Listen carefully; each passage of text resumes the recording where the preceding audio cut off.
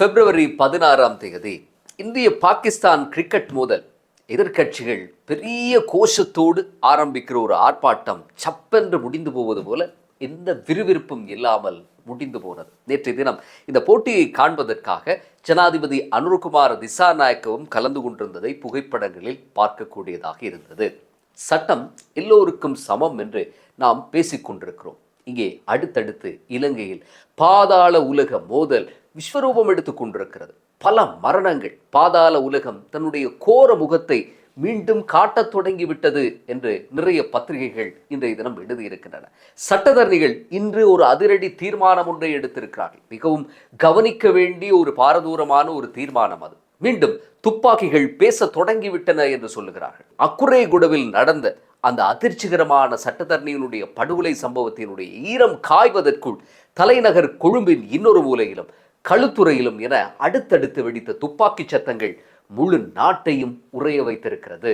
இங்கே பாதுகாப்பு அரண்களுக்குள்ளேயே புகுந்து வேட்டையாடி விட்டு போகிறார்கள். ஒரு சில மீட்டர்கள் தான், 300-400 மீட்டர் தூரத்தில் மிக முக்கியமான பாதுகாப்பு மையங்கள் இருக்கின்றன. ஆனால் அந்த பகுதிகளுக்குள்ளும் இந்த துப்பாக்கிதாரிகள், அதுவும் T-56 ரக துப்பாக்கிகளை கொண்டு வந்து துப்பாக்கி வெட்டுக்களை தீர்க்கிறார்கள். உண்மையில் இலங்கையில் என்ன நடக்கிறது? இது பாதாள உலகத்தினுடைய ஆதிக்கமா அல்லது வேறு ஏதாவது சதி திட்டமா? நேற்றைய வீடியோவினுடைய தொடர்ச்சியாக இன்று வெளியான அதிர வைக்கக்கூடிய சில தகவல்கள், போலீசாரினுடைய ஊடக சந்திப்பில் சொல்லப்பட்ட விஷயங்கள், வெளியாகக்கூடிய செய்திகள், கிளப்பி இருக்கக்கூடிய புதிய சந்தேகம் குறித்தும் விரிவாக பேசுவோம். தலைமுடி வெட்டப்போனவரினுடைய தலைவிதி தீர்மானிக்கப்பட்ட விதம் துர்பாக்கியமானது. ஜிந்துப்பிட்டியில் சம்பவம் நடந்தது நேற்றைய தினம். ஜிந்துப்பிட்டியில் மிகவும் சன நெரிசல் மிக்க ஒரு பகுதி.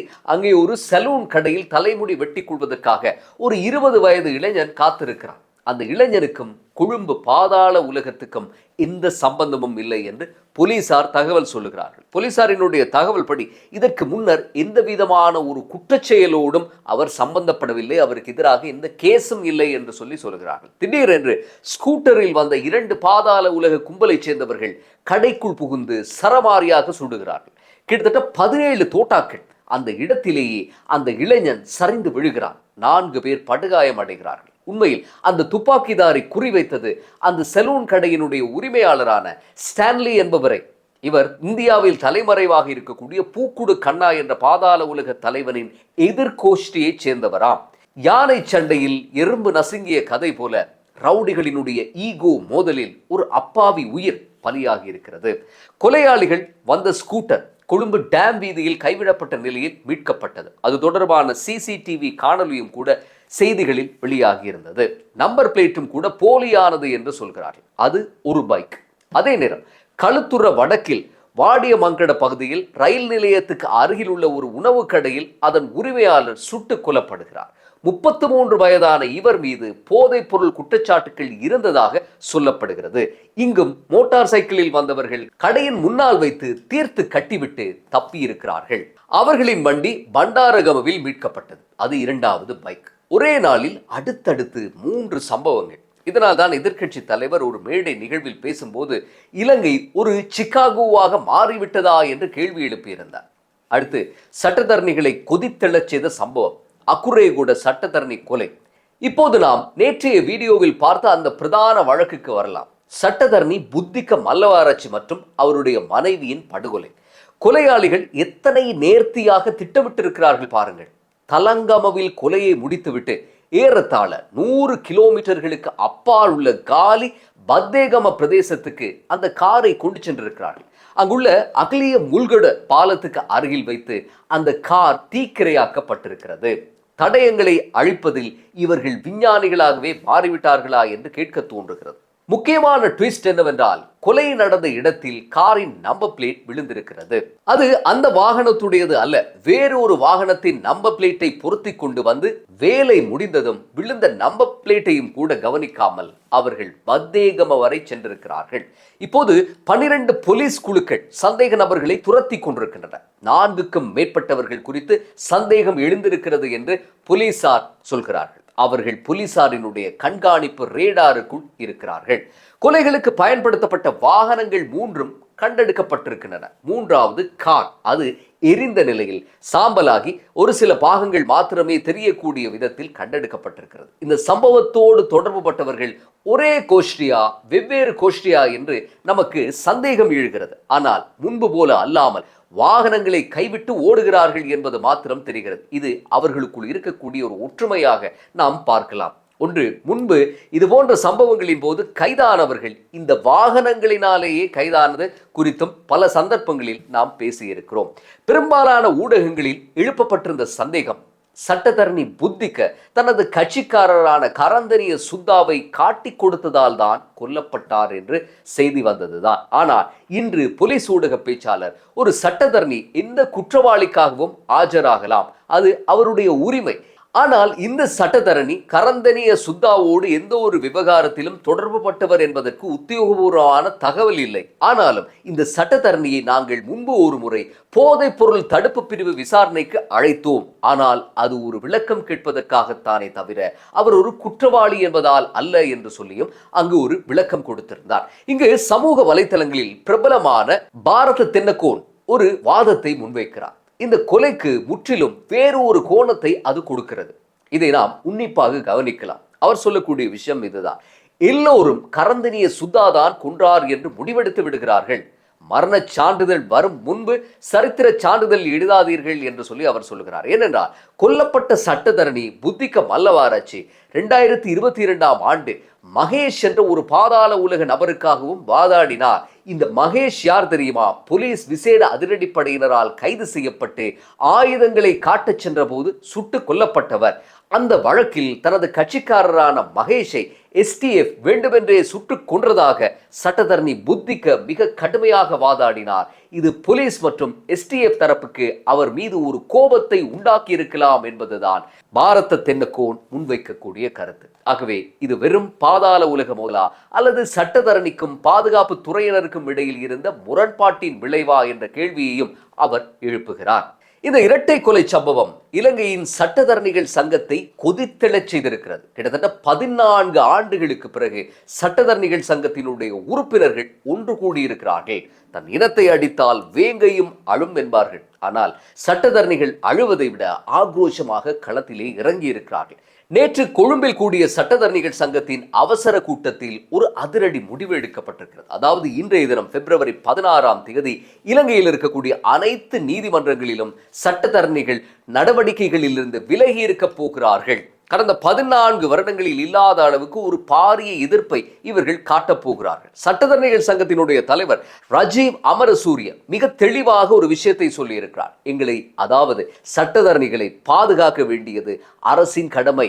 வாதாடுபவனே கொல்லப்பட்டால் நீதி தேவதை யாரை நம்பி நீதிமன்றத்தில் நிற்பான் என்கிற ரீதியில் அவருடைய ஆதங்கம் இருந்தது. அது மட்டுமல்ல, அவர்கள் ஒரு முக்கியமான கோரிக்கையை முன்வைத்திருக்கிறார்கள். அதாவது கொல்லப்பட்ட சட்டத்தரணி புத்திக்க மல்லவாராச்சி பற்றி பரப்பப்படக்கூடிய வதந்திகளை போலீசார் நிறுத்த வேண்டும் என்று சொல்லி கோரிக்கை முன்வைக்கிறார்கள். அதே நேரம் நேற்றைய தினம் நடந்த செய்தியாளர் சந்திப்பில் ஊடகவியலாளர்கள் சட்டத்தரணிகள் சங்க தலைவரை சரமாரியாக கேள்விகளால் துளைத்தெடுத்தார்கள்.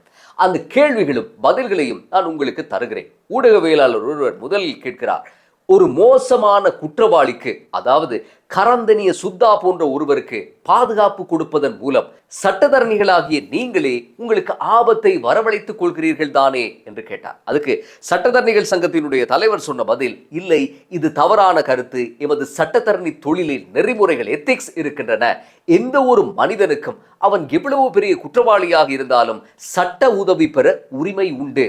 அதை செய்வது எங்களுடைய கடமை என்று சொல்லி அதுக்கு பதிலளித்திருந்தார். அடுத்து இன்னொரு ஊடகவியலாளர், ஆனால் இவர் ஒரே நேரத்தில் இரு எதிரெதிர் குழுக்களுக்காக வாதாடி இருக்கிறார், தகவல்களை கசிய விட்டார் என்று சொல்லப்படுகிறதே என்று கேட்கிறார். அதுக்கு சட்டத்தரணிகள் சங்கத்தினுடைய தலைவர் சொன்னார்: இறந்தவர் நம்மோடு இல்லை, அவர் சார்பாக யாரும் பேச முடியாது. ஆனால் இது ஒரு திட்டமிட்ட கொலை. சந்தேக நபர்களை கைது செய்யாமல் இறந்தவர் மீது பழி போடுவது நியாயமில்லை. அதை நாங்கள் வன்மையாக கண்டிக்கிறோம் என்று சொல்லி கண்டித்தார். அடுத்து இன்னொரு ஊடகவியலாளர், சட்டத்தரணிகள் சிலர் குற்றவாளிகளோடு மிக நெருக்கமாக இருந்து அவர்களுக்கு சட்டத்துக்கு புறம்பாக உதவுகிறார்கள் என்பது ஊரறிந்த ரகசியம்தானே என்றார். அதற்கு தலைவர் சொன்ன பதில்: அப்படி யாராவது நெறிமுறை தவறி நடந்தால் உயர் நீதிமன்றம் அவர்கள் மீது நடவடிக்கை எடுத்து அவர்கள் தொழிலையே ரத்து செய்த வரலாறுகளும் கூட உண்டு. ஆனால் அதை நிரூபிக்க வேண்டும், வதந்திகளை வைத்து பேசக்கூடாது. இன்னும் ஒரு கேள்வியும் கேட்டார்கள். சட்டத்தரணியை கொன்றவரை நீதிமன்றில் ஆஜர்படுத்தும் போது அவருக்காகவும் ஆஜராவீர்களா என்ற ஒரு கேள்வியையும் ஒரு ஊடகவியலாளர் கேட்டார். சரத் வீரசேகர களத்தில் இறங்கிவிட்டார். மீண்டும் தேசிய பாதுகாப்புக்கு ஆபத்து வந்துவிட்டது, தான் பொறுப்பில் அமைச்சர் பொறுப்பில் இருக்கிற போது இப்படியெல்லாம் ஒருபோதும் நடந்ததில்லை என்று சொல்லி அவர் ஊடகங்களுக்கு கருத்து சொல்ல தொடங்கிவிட்டார். இறுதியாக முன்னாள் ராணுவ தளபதி சரத் பொன்சேகாவிடம் இது பற்றி ஊடகவியலாளர்கள் கேட்டார்கள். அவர் சொன்ன பதில் இதுதான். அதாவது இது தேசிய பாதுகாப்புக்கு பெரிய அச்சுறுத்தல் எல்லாம் இல்லை, ஆனால் கடந்த கால அரசியல்வாதிகள் தங்களுடைய சுய லாபத்துக்காக பாதாள உலகத்தை வளர்த்து விட்டார்கள். அரசியல்வாதிகளினுடைய நிழலில் வளர்ந்தவர்கள் இன்று தலைவிரி தாடுகிறார்கள். இதை அடக்குவது அரசுக்கு சவால்தான், ஆனால் முடியாத காரியம் அல்ல என்று சொல்லி அவர் அதற்கான பதிலையும் விளக்கத்தையும் கொடுத்திருந்தார். நிலைமை மிக தீவிரமாக இருக்கிறது. கொலை கலாச்சாரத்தை நிறுத்தி மக்களின் பாதுகாப்பை உறுதிப்படுத்த வேண்டும் என்று நீதிமன்ற நடவடிக்கைகளிலிருந்து இன்று விலகி இருக்க முடிவெடுத்திருக்கிறார்கள் சட்டத்தரணிகள் சங்க உறுப்பினர்கள். ஆனால் இது ஒரு வேலை நிறுத்தம் அல்ல என்றும் அவர்கள் சொல்லுகிறார்கள். இந்த தருணத்தில் நாம் ஒரு விஷயத்தை ஆழமாக புரிந்து கொள்ள வேண்டும். இது வெறுமனே ஒரு சட்டத்தரணிக்கோ அல்லது ஒரு முடிவெட்ட போன இளைஞனுக்கோ நடந்த அநீதி மட்டுமல்ல. இது நாட்டின் சட்டம் மற்றும் ஒழுங்கு என்கிற கட்டமைப்பின் மீதான ஒரு பாரிய பரீட்சை. எதிர்க்கட்சி தலைவர் கேட்பது போல நாடு சிகாகோவாக மாறுகிறதா, அல்லது சரத் பொன்சேகா சொல்வது போல இது பழைய அரசியல்வாதிகளினுடைய மிச்ச சொச்சமா என்பதற்கான விடை இந்த விசாரணைகளின் முடிவில்தான் இருக்கிறது. இது எவ்வாறாயினும் ஒரு ஜனநாயக நாட்டில் துப்பாக்கி குழாய்கள் மூலம் தீர்ப்பு எழுதப்படுவதை ஏற்கவே முடியாது. இன்றைய நீதிமன்ற புறக்கணிப்பு போராட்டம் என்பது அரசுக்கும் போலீஸ் துறைக்கும் கொடுக்கப்படக்கூடிய ஒரு ஆரோக்கியமான அழுத்தம் என்றே நாம் எடுத்துக்கொள்ள வேண்டும். நிஜத்தில் ஒவ்வொரு உயிரும் விலை மதிப்பற்றது. சட்டத்தரணிகள் சங்கம் காட்டும் இந்த ஒற்றுமையும் ஊடகங்கள் எழுப்பும் இந்த கேள்விகளும் சமூக வலைத்தளங்களில் மக்கள் காட்டும் விழிப்புணர்வும் வீண் போகாது. இந்த அழுத்தம் நிச்சயமாக குற்றவாளிகளை சட்டத்தின் முன் மண்டியிட வைக்கும் என்றும் இனிவரும் காலங்களில் ஒரு சாமானியன் பயமின்றி வீதியில் நடமாடக்கூடிய சூழல் உருவாகும் என்றும் நாம் உறுதியாக நம்புவோம். இருண்ட மேகங்கள் சூழ்ந்திருந்தாலும் அதற்கு பின்னால் நிச்சயம் ஒரு வெளிச்சம் இருக்கும். அந்த வெளிச்சத்துக்காக காத்திருப்போம். மீண்டும் அடுத்த பதிவில் சந்திப்போம்.